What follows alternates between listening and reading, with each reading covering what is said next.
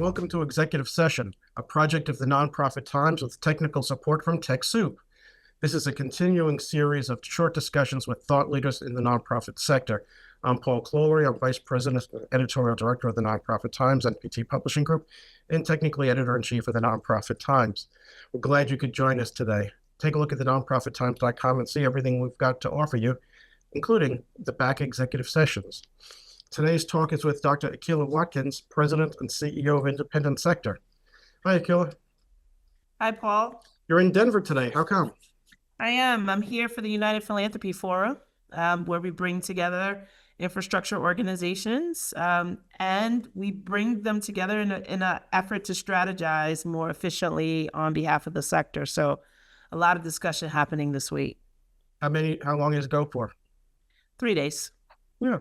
All right. Well, let's get right to this. There's been a lot of data out, including yours. Individual donors are giving, but governmental funding is under attack. We have more volunteers than ever, but yet 50% of spots remain unfilled. We got salaries and benefits in the nonprofit sector that often outpace the private sector, yet it's hard to recruit into the sector. It almost seems like it's a push and pull. A black cloud sometimes is over the sector. Is the glass half empty or is it half full? It depends. I think the sector has a lot to be proud of. To your point, we still enjoy the highest levels of trust among the American public at about 57%. When you look at our 2025 new trust report, in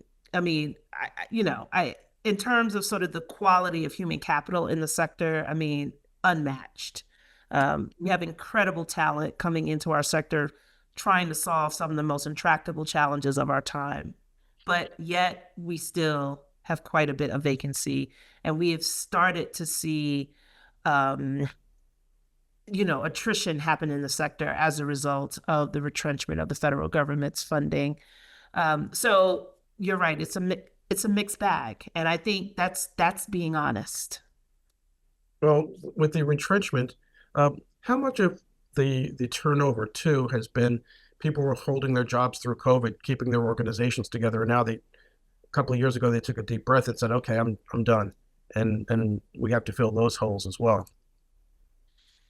Well, I think we don't know that. What I will say is this: I think COVID, in some ways, through the PPP loan, allowed nonprofits to continue to do the good work that they were doing. We have to also remember, Paul, there was such an incredible strain on nonprofits during COVID, right? They had to feed Americans, educate Americans, take them to the doctor so they can get inoculated. So nonprofits were very, very busy during that time. My argument is that after COVID, I don't see a lot of that sort of busyness ending, right? Americans still needed a lot of services that nonprofits offered. If we think about the economy and we think about levels of inflation, we think about some of the job loss that came post-COVID, while I think, in terms of we kept inflation low, when we think about just the cost of everything going up in America, I think it put an economic strain on a lot of Americans. And who do they turn to when they are having challenges? Americans, they turn to the charitable nonprofit sector. So I actually think that our need and the sort of pressure that was on us at COVID never really let up. Paul, to be honest with you, it never really lets up. Yeah. Hey, you mentioned your own study that came out a couple of days ago, how Americans trust the nonprofit sector. I thought it was really interesting that you followed it up. A lot of times you see these surveys and they don't follow up the question, but you guys did. And the follow-up was, as soon as you mentioned the federal government funding, the numbers plummeted. You needed a parachute by the time you were done reading those numbers because they plummeted so fast. Is this an opportunity to keep the government at arm's length within the sector? And maybe, we're seeing individual donors go up. Is this an opportunity to not necessarily reject funding, but to keep the government, federal government, and other governments at more of an arm's length so that people will continue to trust the sector and turn to it? So I'll answer it this way. I think it's a mixed bag. If you look at our data, what you find is that close to 70% of Americans feel like the charitable nonprofit sector and government should be working together to Right, solve problems. right. But as you mentioned, Paul, what we also saw is over 55% of respondents also reported that when the government is involved in nonprofits, they lose trust, right? The American public is worried that nonprofits, their independence will be quelched. And so this is a conundrum that we find ourselves in the sector. Let me be clear, Paul. We need to work interdependently with government, with the private sector, with individual citizens. We cannot go at these problems alone. So, and I think the American public understands and recognizes that. What they are pushing back on or having challenges with is once government is involved in the nonprofit sector, how can nonprofits maintain their level of independence working with government? And that is why independent sector, we have tools such as the 33 principles for good governance and ethical practice, right? Because we Right. need to be able to help nonprofits, right, understand how they work effectively, interdependently with the public sector. Well, you've been there now, what, 2 years, 2.5 years, something like And a that? half years, Two Paul. and a half years. The independent sector was very different 2.5 years ago. And for the 5 years previous to that, it seems that you're reeling it back into some of the core principles that upon which it was founded, the research, advocacy, and some of the other roles of nonprofit sector.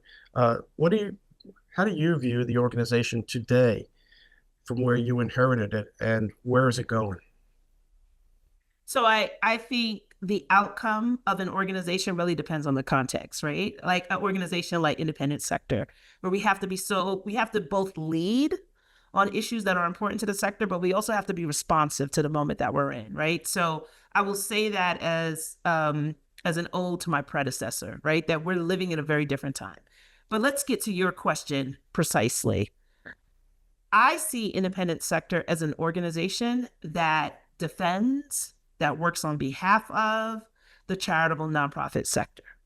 We have to think, I think our role as independent sector, I know our role is to think about how do we maintain a sector that is healthy today, tomorrow, and in the future. And so we have to think about things such as financial robustness. We have to think about things like the workforce, right? Which is because our workforce, again, almost 13.9 million Americans work for a charitable nonprofit in this country. We have to think, I have to think about how are we going to recruit, how are we going to grow, how are we going to sustain human capital over time. And I think an organization like independent sector has to be steeped in the reality of what nonprofits, small, medium-sized, and large ones, undergo on a daily basis, and figure out a way that we help maximize and optimize the work that they do. That is our job. Well, you're right in that we have anywhere between, depending on who's counting, anywhere between 9 and 13 million Americans working in the nonprofit sector. Yet, a study by IU said that only about 5 or 7% of Americans thought they had any contact with a nonprofit organization. Yeah. So how can so many people be working in the sector and so few people realize that they've got a connection? Where's the nonprofit sector missing? So I'll say a few things. One is that in some ways, the nonprofit sector has done their job so well that we have become almost invisible to the American public. They just know things are working. They know that they walk down to their local Y and get their kids swimming lessons for the summer, right? They know that they turn to their local nonprofit for tutoring and educational services. But we don't necessarily boast or advertise ourselves in that way. We advertise ourselves, or we talk to our constituents in ways in which we're trying to meet them where they're at, right? So I think that is one. We don't sort of we don't beat our chest, right? In the way that some other sectors do. We just we put our heads down, we do the good work in communities. And I think it's wonderful, but it gets to your point about why many Americans don't readily identify how they interact with a nonprofit on a daily basis because they do, right? So I think that is one. I think the second thing, and this is part of Before you go down that street, let me walk you back to the looking other back. question, which is, okay, the nonprofit sector is where Americans are concerned when the nonprofit sector is tied to the government. But now that the government funding is going away and some services are going to be going away, is that going to poorly reflect on the charitable sector because people see the sector as the place that they're going and, oh my God, I can't bring the kids to basketball today? So I think that's the right question to ask, and it's one that keeps me up at night. So the question is, I'm worried about that very issue too. Social capital is our number one currency in the sector. That's what makes Americans volunteer, open up their wallets, and give. And if more Americans are going to be coming to the nonprofit sector with more needs, right, and there's less federal dollars available to them to meet those needs, then nonprofits are going to have a shift in burden, right? And if we're not able to fulfill it because it is impossible for us to fulfill something we were not designed to do, right? We're not designed to be the social safety net of the country. We are designed to work interdependently with government. What then happens is social trust can become eroded because the level of competency that is needed for nonprofits to deal with the deluge of we think needs that are going to be coming out of the American public over the next several years, especially as the outcome of this bill sort of takes root in American culture, we could see a diminishment of social trust. We could. And it's something that we're worried about, and it's something that we are trying to get ahead of, um, as we know how, as sort of the budget and America is going to shift around this sort of new growing economic and social reality. We know that. So you see the big picture from a federal level, dealing We with do. nonprofits on the federal level. So what advice can you give to somebody working on the state and local level so that they can sort of keep things at an arm's length, or maybe not, or make people understand that the sector is dependent on some federal money, but is not part of the government? And how do we get people in communities and at the state level to make that distinction and that argument to the general public? First thing we have to do is be able to get local advocates really solid information and data, right? It's something that we haven't traditionally had in the sector, which is something that we've corrected at independent sector. So state advocates can go to our website, download our state profile sheets. This gives people economic and social data all the way down to the council level. So that's the first thing. And then the second thing is being able to track across various states. So we have a legislative tracker. Again, this is open to the public, where we are tracking, just various laws that are being introduced that we think can be harmful to civil society and to our sector more specifically, right? And so we invite folks to join as members to IES so they can have access to this information, but also go to our website to be able to download these critical pieces of information to inform statewide advocates, right? On how do you talk and engage with statewide policymakers, what issues are important to them, what's the economic impact in a particular area that, around nonprofits. Allow us to equip state and local advocates with information so they can go in to any sort of policymaker's office with high quality data, good information that they can be in real conversation with. So that's what I would say. So just for the people who are listening in, we have not prepared this. You did not know what the questions are, but you keep walking into my next question, which is great. You're talking about data, and it's a data-driven world. A friend of mine told me that that person's data company has somewhere in the neighborhood of 2,500 to 3,000 data points on me. I don't want to know go into what the data points are, but probably something about my record club back in the 1980s and the country music that I was buying along with the Ramones, but that's a whole nother bipolar issue. uh, so what data is missing in the nonprofit space, or can tech get in the way? So what data is not there that's critical that you're looking for? So, Paul, let me just start at the beginning. We need our quarterly labor statistical data, Yeah. right? This comes out of Department of Labor for every single industry in America. They can track their economic outcome. They can track their labor market participation. They can even track what share of GDP they occupy, right? We, as the third largest private employer in this country, we're more than 13.5 million Americans that work for a charitable nonprofit. We do not have this data. We do not get our quarterly labor statistics, and we need it because we can't make predictions or we can't implement strategies about our labor market, our economic output without this data. At the moment, we get this data every 5 years. Wow. And when we get this data every 5 years, it is already 2 years old. Tell me what industry, including goat farmers and taxi cab drivers, do you know that can function in the dark the way the charitable nonprofit sector does? So let me just make a call, a plea, a call to action. We need policymakers, particularly those at the federal level, to really prioritize getting our Bureau of Labor statistical data quarterly. Can it be organized at a state level and then boil up to the nonprofit federal level? Can it be amalgamated that way or accumulated that way?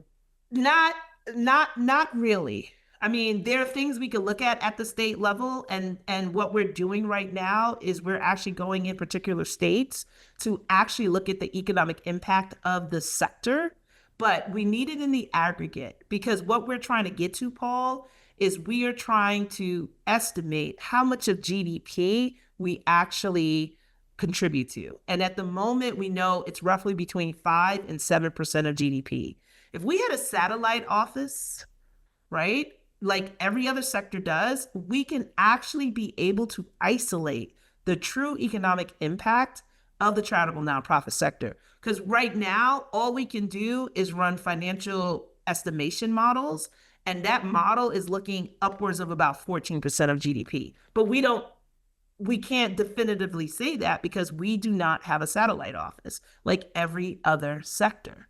So that is part of the reason why this needs to happen at a federal level. There is a mechanism in place to be able to track this like every other sector. We have done the economics behind this. We know that this would cost a hair of what the federal budget is. I'm talking about it is so minuscule what this would cost, and we need it.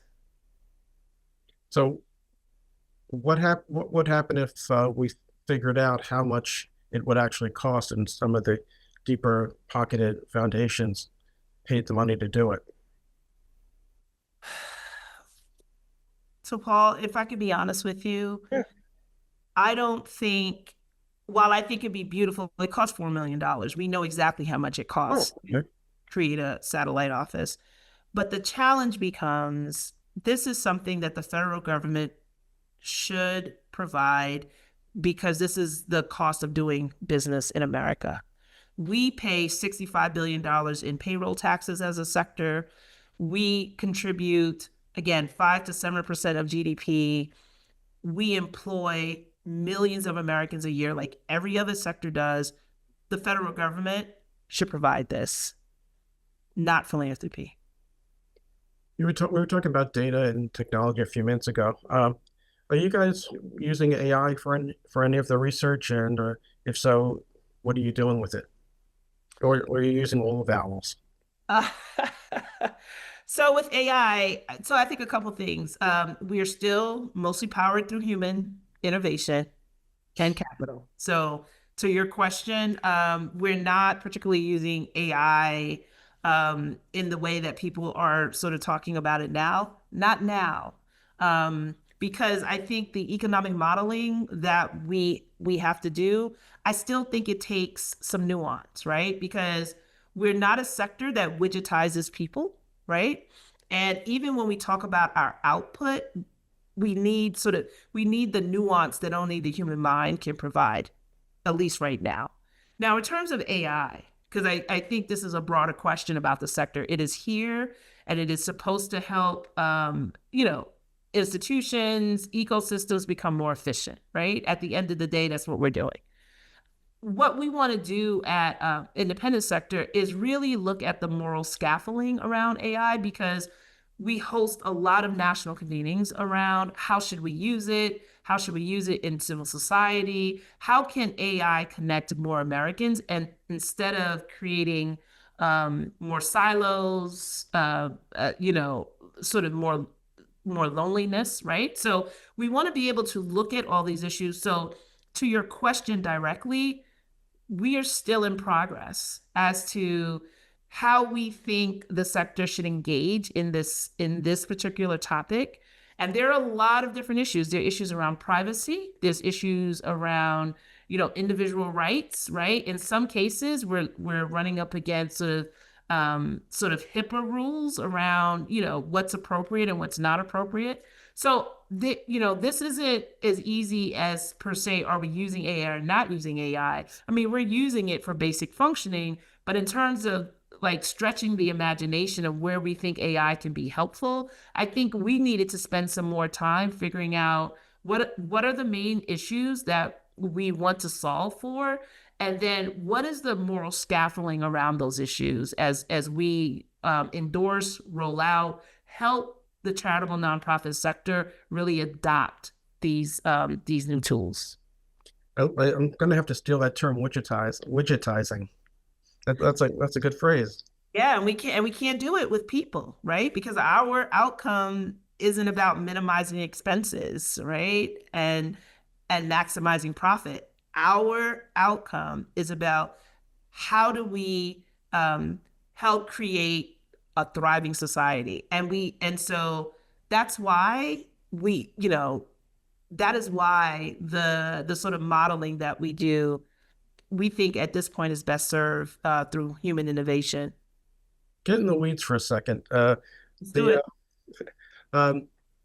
You mentioned earlier what's keeping you up at night. Snap your fingers. Something deep in the weeds that you can fix, or want to fix, and want to pull people together to fix it. Obviously, we know about the federal government and the funding and that sort of thing. But get deeper into the weeds. What is it we need to fix, and how tough will it be?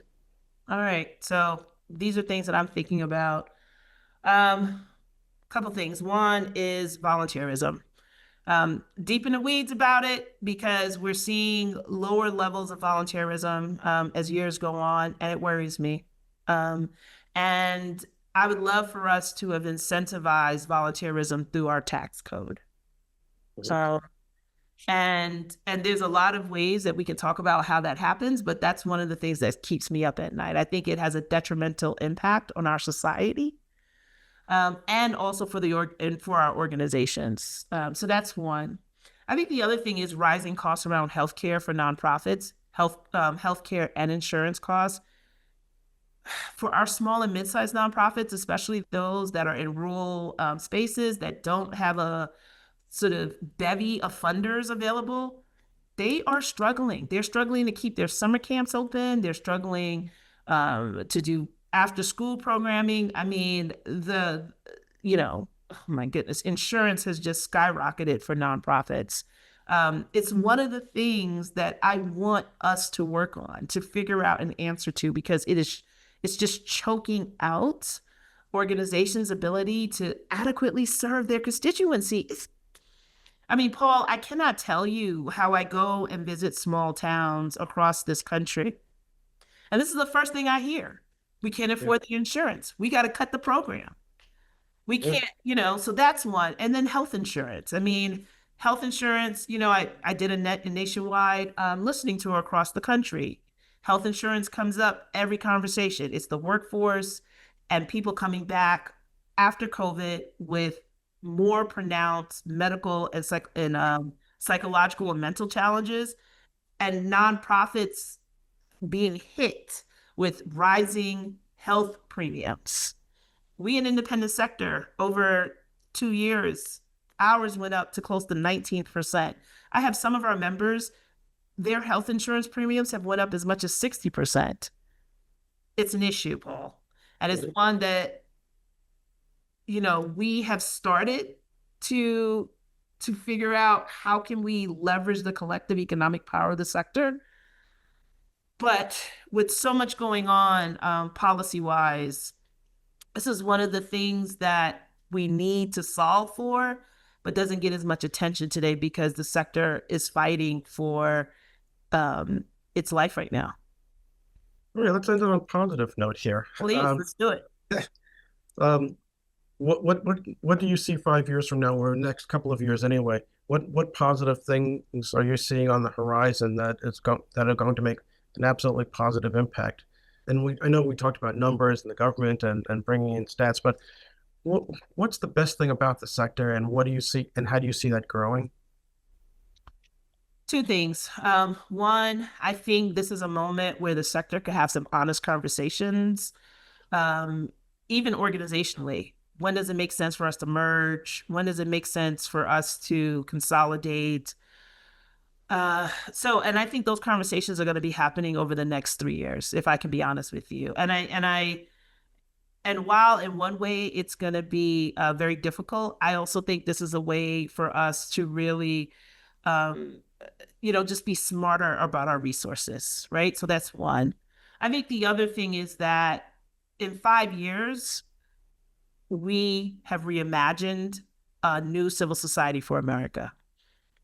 I think what the last several months has done is that it has woken people up in a way where I think people are now more apt to realize how important it is to have a thriving, independent civil society. And so with that newfound consciousness around it, I think now is important for us to figure out what our broad vision is, right? Like, what is the new social contract in America? What's the relationship between government and the charitable nonprofit sector? What's the relationship between business, government, and charity? Like, I think it's time. What's the relationship and the responsibility of individual citizenship, right? And I think while these things are going to be difficult because we're in the moment, I think we have a unique possibility in the next 5 years to figure out what the new deal will be like in America, and then start to actually really be architects right now to develop it. All right. Thank you, Akilah Watkins, the President and CEO of Independent Sector. This is our latest edition of Executive Session. Thankfully, the folks at TechSoup have been the backbone for these since the very beginning. I'm Paul Clolery. I'm Editor-in-Chief of the Nonprofit Times. Please go to thenonprofittimes.com. Take a look at the other executive sessions we've done. Take a look at the news. We're generally a couple of hours ahead of everyone else. So please take a look at the Nonprofit Times. And thank you very much, Akilah, for coming on and doing the executive session. Thank you so much, Paul. I appreciate it. And thank you, TechSoup.